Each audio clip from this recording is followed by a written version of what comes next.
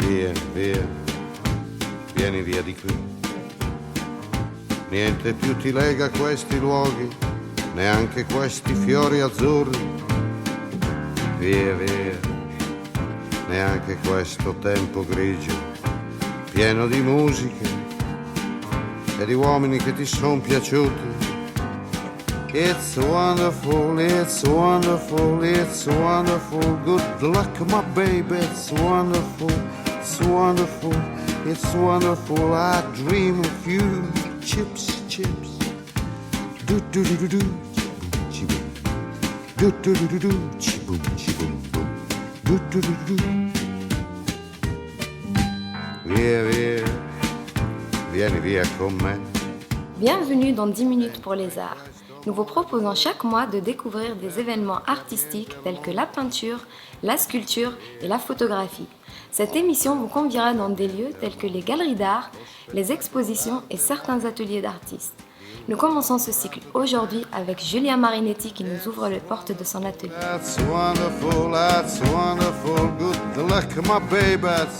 J'excellais dans le sport ou dans la peinture et le dessin.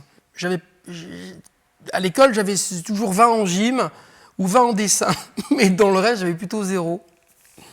Donc en fait, ça a été rapidement trouvé. Le sport comme métier, non. Et puis l'art, inéluctablement. Puis après, la curiosité, l'histoire de l'art, les différents mouvements et tout le reste. Via, vieni via di qui. Facile, non, facile. Claude Gelée dit Le Lorrain. Claude Gelée.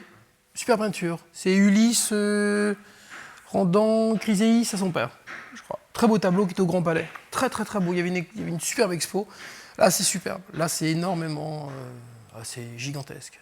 Mais je peignais beaucoup déjà. Hein. J'ai vraiment commencé la peinture à l'âge de 7 ans. 74. Premier tableau, j'ai 7 ans.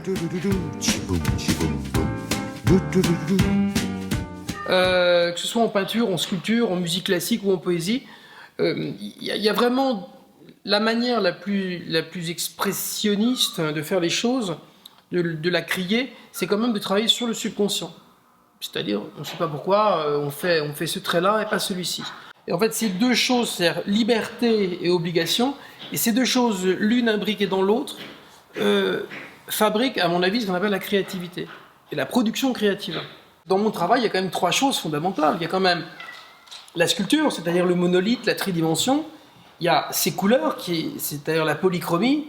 Et ensuite, il y a le graphisme, c'est-à-dire le trait, la composition, le trait, la figuration. La première chose qu'on regarde chez un être humain, c'est pas son... Plutôt d'abord les yeux. On regarde d'abord les yeux chez un être humain, la communication. Après, le reste, on s'en fiche. Et c'est pareil. Presque inconsciemment ou presque intuitivement, tu regardes d'abord les yeux de ce personnage. Et ensuite, il y a une continuité presque livresque. On commence rarement un bouquin par la fin. C'est-à-dire ceux qui se disent « je vais faire une série de croquis pour faire telle ou telle sculpture », ça j'ai un peu de mal, j'y crois pas trop. C'est un peu comme si Apollinaire ou Garcia Lorca, les deux poètes par exemple, se disaient « ah bah à tel endroit je vais faire une métaphore, et puis à tel endroit je vais faire une métonymie ». Ça, moi, j'y crois pas trop. Je pense pas que ce soit comme ça. On n'orchestre pas un poème, ou on n'orchestre pas le Requiem de Mozart avec un plan d'exécution. Vieni via di qui. C'est moi qui ai inventé ce nom parce qu'il fallait, à mon avis, trouver une définition. Mais c'est vraiment la conjugaison de la peinture et de la sculpture. Plus la gravure, plus les couleurs, plus une multitude de choses. Mon référent, c'est aussi la sculpture. Je pars aussi de la sculpture pour faire la peinture. Je pense que le fait de peindre et de mettre des couleurs sur une sculpture donne vie à la sculpture. Tout le monde est déjà allé dans un cimetière. Un cimetière. Qu'est-ce qu'il y a dans un cimetière? Il y a plein de sculptures. Mais elles sont mortes. Elles sont monochromes. Il n'y a pas de couleur, il n'y a rien. C'est en pierre, c'est noir, c'est gris, mais c'est moche. Là, la tête du panda, elle est de travers. Elle est légèrement penchée, oui. Là, la tête du pingouin, c'est la même chose. Elle est comme ça. Il est dissymétrique. C'est justement cette dissymétrie qui va créer le mouvement. Regarde ce nu ici, qui a les bras croisés. Regarde, c'est un plan. Oui. Ça s'appelle le syncrétisme de l'art. Regarde, elle est belle cette perspective, regarde. La fuite. Ouais. les deux jambes qui sont derrière avec le pied. Neanche questo tempo grigio. J'ai un ami en fait qui avait un chien qui m'avait confié, puis j'ai fait une grosse tête de chien qui est d'ailleurs à l'étage là-haut dans mon atelier. Je fais une grosse tête de chien à l'huile, mais plein écran comme ça, donc pas composé du tout, plein écran, 1m50 par 1m50.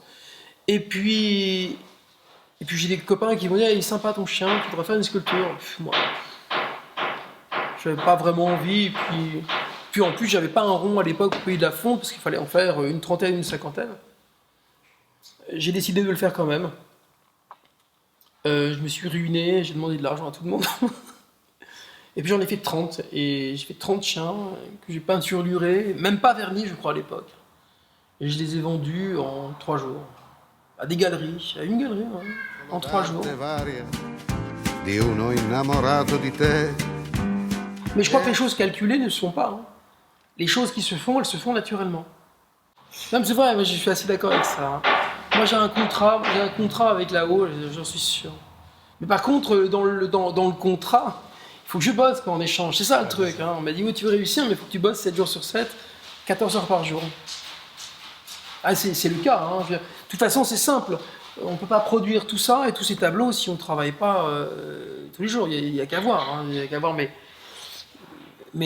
ventes et mes quantités de ventes, c'est gigantesque. Hein. Et quand je pars en vacances...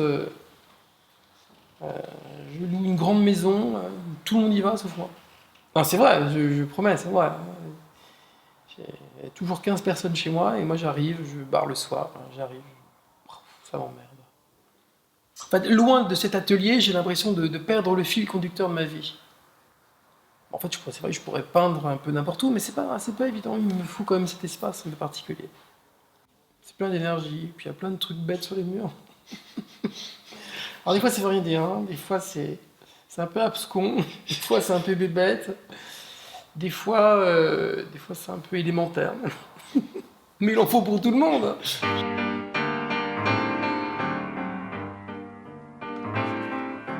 Via, via. J'espère que vous avez apprécié tout comme moi l'enthousiasme, le dynamisme et la puissance créatrice de Giulia Marinetti. Quant à moi, je vous souhaite une excellente soirée et je vous donne rendez-vous dans notre prochain 10 minutes pour les arts. Neanche questo tempo grigio, pieno di musiche e di uomini che ti son piaciuti. It's wonderful, it's wonderful, it's wonderful. Good luck, my baby.